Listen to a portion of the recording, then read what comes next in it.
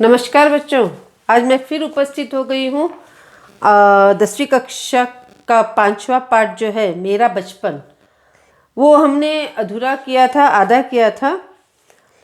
इसके लेखक जो है डॉक्टर APJ अब्दुल कलाम है। इस पाठ को जो है हमने आधा छोड़ दिया था, अर्थात आधा मैंने पूरा किया था, आधा अभी करना है। तो मैं आज जो है शेष भाग जो है वो पूरा कर रही हूँ। उससे पहले जो है हम फिर एक बार पहले भाग में जो पढ़े थे उसका संक्षिप्त में मैं आप लोगों को परिचय बताऊंगी या फिर कहानी बताऊंगी कि ये जो है अब्दुल कलाम का जो है खुद की जो आत्मकथा है।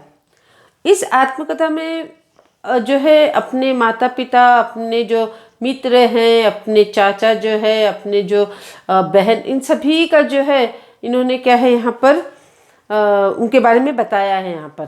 तो ये संक्षिप्त में पहले बताऊंगी उनकी आत्मकथा थोड़ी सी। तो इनका जन्म जो था वो मद्रास में रामेश्वरम कस्बे में हुआ है। और इनके पिता का नाम था जैनुल आब्दीन और माता का नाम था आशिया माँ। जैनुल आब्दीन ऐसे तो उनकी औपचारिक शिक्षा नहीं हुई थी, अर्थात वो पढ़े लिखे नहीं थे, मगर फिर भी बुद्धिमान थे और उदार थे, अर्थात उदारता अर्थात क्या, दयालु थे। ठीक है। तो इन दोनों की जो जोड़ी, पति पत्नी की जो जोड़ी थी, वो एक लोगों के लिए आइडियल थी, अर्थात दंपति अर्थात आइडियल था दो लोगों के लिए। इनका जो बचपन था वो बहुत ही निश्चितता से गुजरा, कुछ भी टेंशन नहीं, आराम से उनका जो है बचपन गुजरा था। तो और ये जो है अपने पुश्तैनी घर में रहते थे। पुश्तैनी का अर्थ है जनरेशन टू जनरेशन, अर्थात पीढ़ी दर पीढ़ी कहते हैं, बाप दादा। ठीक है। उनके पिता ऐसे पीढ़ी दर पीढ़ी के घर में ये रहते थे, उन्हें पुश्तैनी कहते हैं। तो प्रश्न पूछा जाएगा कि डॉक्टर अब्दुल कलाम जो है कहाँ रहते थे, तो अपने पुश्तैनी घर में रहते थे। तो उनकी माँ जो थी वो रसोई में जो है नीचे उन्हें खाने के लिए नीचे बिठाकर खाना देती थी। जो केले के जो पत्ता होता है, ठीक है, केले का जो पत्ता होता है उसमें बिछा कर जो है उसमें चावल और फिर बाद में सांभर, सुगंधित सांभर, और फिर बाद में घर का बना हुआ अचार और नारियल की चटनी, ये 4 चीज़ें जो है उनको परोसती थी, उनको खाने के लिए देती थी। तो ये प्रश्न बहुत ही इम्पोर्टेंट है, आप लोग इसे याद रखें। फिर मैं एक बार पढ़ूंगी और कहूँगी कि अपनी माँ के साथ ही रसोई में नीचे बैठकर खाना खाया करते थे। ये अपनी माँ के साथ जो नीचे बैठकर जो है खाना खाते थे। तो उनके सामने जो है केले का पत्ता जो है बिछा देती थी उनकी माँ, और उसके ऊपर जो चावल, फिर उस पर जो है सुगंधित स्वादिष्ट सांभर वो डालती थी, फिर अचार और नारियल की चटनी, ये जो है उनको खाने के लिए दिया करती थी। ठीक है। इनके पिता जो थे जैनुल आब्दीन के मित्र थे, उनका नाम था पक्षी लक्ष्मण शास्त्री। तो ये जो है उनके पिता के मित्र थे। तो नमाज के बारे में जब ये थोड़े और बड़े हो गए तो ये नमाज के बारे में जो है अपने पिताजी को पूछने लगे कि नमाज क्या होती है। नमाज के बारे में कुछ ये भी प्रश्न बहुत इम्पोर्टेंट है, बहुत महत्वपूर्ण है, ये भी आ सकता है, ज़्यादातर पूछा गया है, तो ये इसे भी याद रखें आप। तो नमाज के बारे में उनके पिताजी कहते हैं कि तुम जब नमाज पढ़ते हो तो तुम अपने शरीर से इतर ब्रह्मांड का एक हिस्सा बन जाते हो।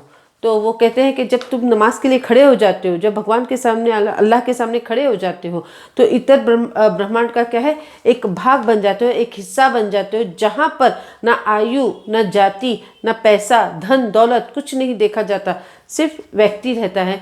तो ये सब वहाँ पर नहीं, कोई भी भेदभाव आदि नहीं होता वहाँ पर।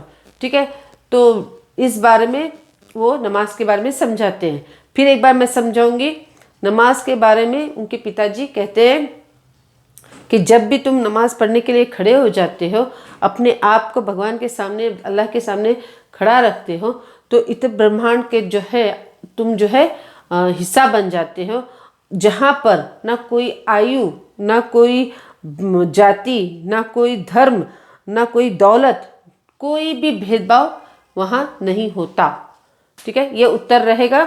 आप लोग ये प्रश्न को ध्यान से याद रखिए। फिर उसके बाद जो है अब्दुल कलाम के जो पिताजी है, उनके जो सुबह होती थी, सुबह 4 बजे वो उठते थे। ठीक है, तो सुबह 4 बजे वो उठकर क्या करते थे, नमाज पढ़ने के साथ शुरू हो जाती थी। वो नमाज पढ़ते थे। नमाज पढ़ने के बाद जो है वो अपने बागीचे चले जाते थे। वो कौन सा बागीचा था? नारियल का बागीचा था। अर्थात वो नारियल के बाग में चले जाते थे। वो जो है बाग करीबन 4 मील दूर था। ठीक है, 4 मील दूर जो है बागीचे नारियल के बाग पर जाते थे और करीब दर्जन भर नारियल कंधे पर लिए पिताजी घर लौटते थे। दर्जन का अर्थ है 12 नारियल्स। ठीक है, नारियल, तो नारियल का अर्थ है कोकोनट। हाँ, 12 जो है कोकोनट, वो है अपने कंधे पर, दर्जन नारियल जो है अपने कंधे पर लेकर घर लौटते थे। उसके बाद उनका नाश्ता होता था। तो यहाँ पर इतना है। फिर बाद में जो है उनके पिताजी का जो काम था, ये प्रश्न पूछा जाएगा कि उनके पिताजी क्या काम करते थे, तो नौकाएं बनाते थे। वे क्या करते थे? नौकाएं बनाते थे। तो उस समय जो है उनकी वर्ष जो थी वो क्या थी?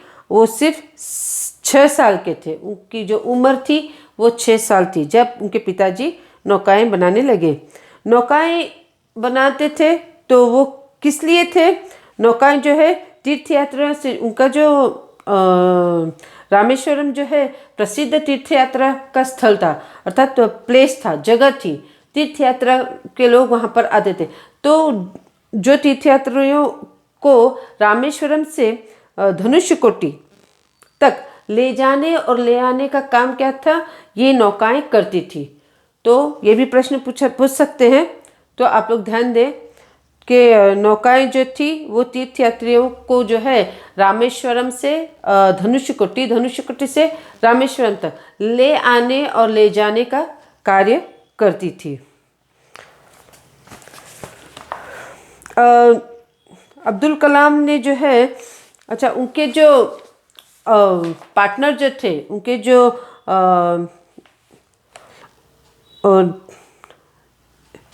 पार्टनर का अर्थ है जो कॉन्ट्रैक्टर। ठीक है, वे किसके साथ काम करते थे? तो एक कॉन्ट्रैक्टर बोलो या एक ठेकेदार जो थे, ठेकेदार जिनका नाम था अहमद जलालुद्दीन। याद रहे नाम, अहमद जलालुद्दीन जो थे ठेकेदार थे, कॉन्ट्रैक्टर थे। उनके साथ जो है जैनुल आबदीन जो है नौकाएं का काम करते थे। तो उसके बाद जो है अहमद जलालुद्दीन की जो शादी है वो अब्दुल कलाम की बड़ी बहन